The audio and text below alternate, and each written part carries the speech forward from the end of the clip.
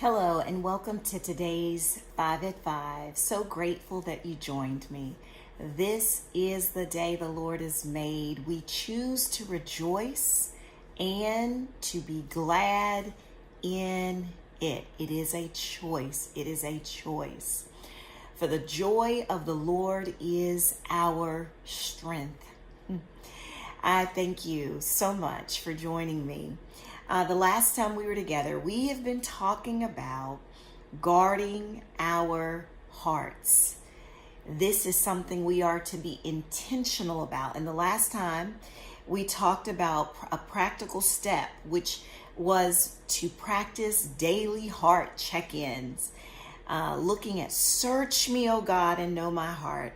Test me and know my anxious thoughts. Psalm 139 and 23. Today, I want to look at another practical step we can take in guarding our hearts. And that is to set boundaries around your input. Boundaries around your input.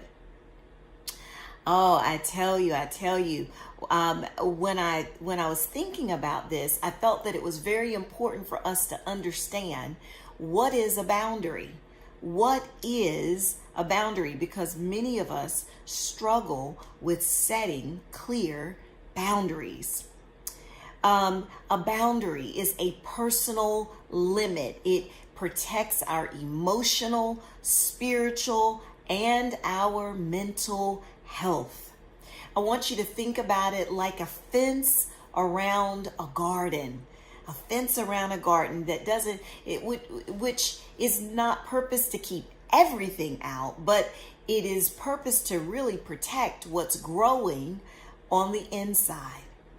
A fence. Boundaries. We are to guard our hearts. Put a boundary around it. Boundaries define where you end and others begin. Okay, they help us take responsibility for our own heart without trying to control others. I like to think about it like,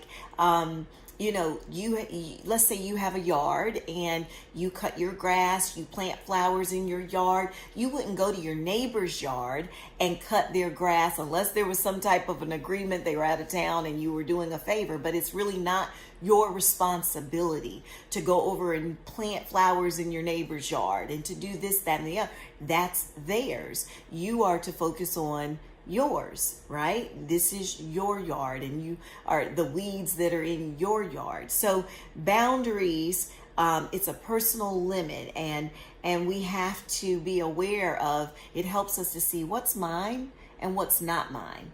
And oftentimes we will find ourselves trying to control things in our children's lives, in our parents' lives, in our friends' lives, or whoever, that's really not our responsibility, and we're really out of order. And so boundaries are needed for the heart. Why? Because the heart is sensitive, it's sacred, and without boundaries, there negativity, criticism, gossip, toxic content can pollute it. What is polluting your heart today? Boundaries help us to choose what to allow in our life and how it will affect, how deeply it affects. Now, I want to go back and I want to just share. Remember, this is about setting boundaries around our input. So we have to be intentional about what we watch. We have to guard our eyes. What we listen to, we've got to guard our ears, and how we allow it into our spirit, right? So music, conversation, social media, etc. Setting boundaries around our input. So if something or someone constantly or consistently drains you or stirs up negativity, it's time to set a boundary.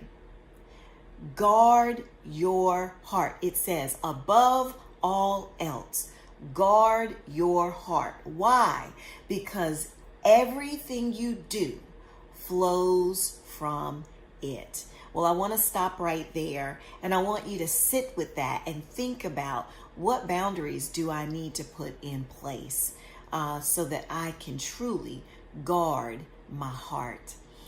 I pray that you'll take this personal inventory and ask God, Lord, show me. What am I listening to that I don't need to listen to? What am I watching that I don't need to be watching? What am I taking in? What's my input? What's my consumption?